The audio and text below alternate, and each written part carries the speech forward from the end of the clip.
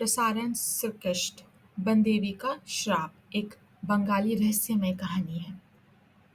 कहते हैं बंगाल की धरती जितनी खूबसूरत है उतनी ही रहस्यमय भी है।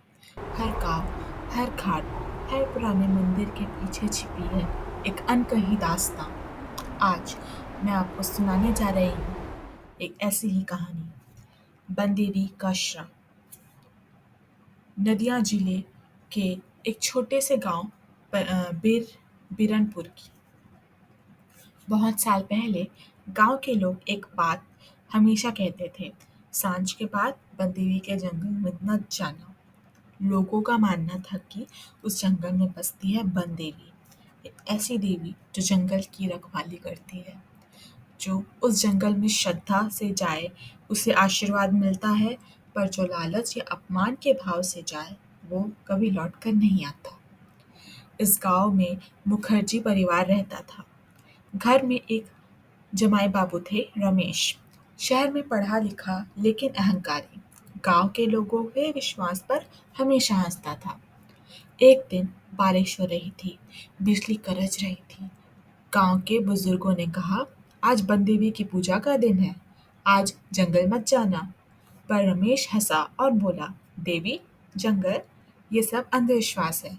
आज जाकर देखता हूँ कौन सी देवी रहती है वहाँ। उसकी पत्नी मालती ने बहुत मना किया, लेकिन वो नहीं माना। छाता लिया, लालटेन उठाई और अंधेरे में निकल पड़ा। जंगल गीला था, मिट्टी की गंध फैली हुई थी। पेड़ों के बीच कुछ फुसफुसाहट सी सुनाई दे रही थी।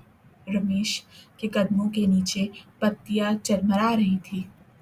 अचानक उसे पेड़ों के बीच एक टूटा फूटा मंदिर दिखाई दिया। अंदर एक मूर्ति थी, आधी टूटी हुई। उस पर बेलपत्र, सिंदूर और धूप की हल्की गंध थी।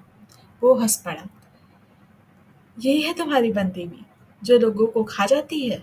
और तभी हवा का तेज झोंका आया। लालटेन बुझ गई।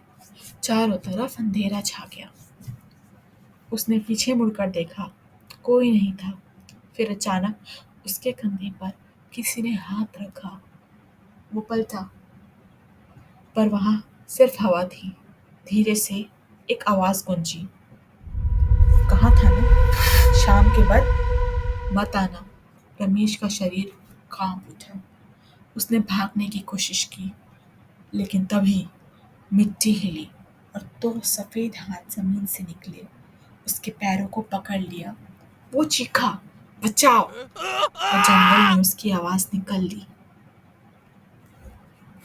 सुबह जब गांव वाले वहां पहुंचे, मंदिर के सामने टूटी हुई लालटेन पड़ी थी। मिट्टी के में दो गहरे निशान, जो अंदर जमीन के भीतर जाते हुए दिख रहे थे। रमेश कहीं नहीं मिला। उसकी पत्नी मालती हर रात सपना देखने लगी। वो देखती उसका पति मिट्टी में दबा हुआ कह रहा है, माँ बनदेवी से माफी मांग लो, उन्होंने मुझे नहीं मारा, सजा दी है।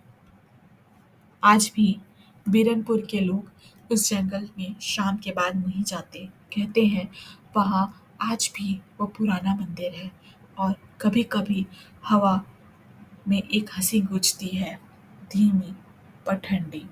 कहा था ना, शाम के बाद मत आना।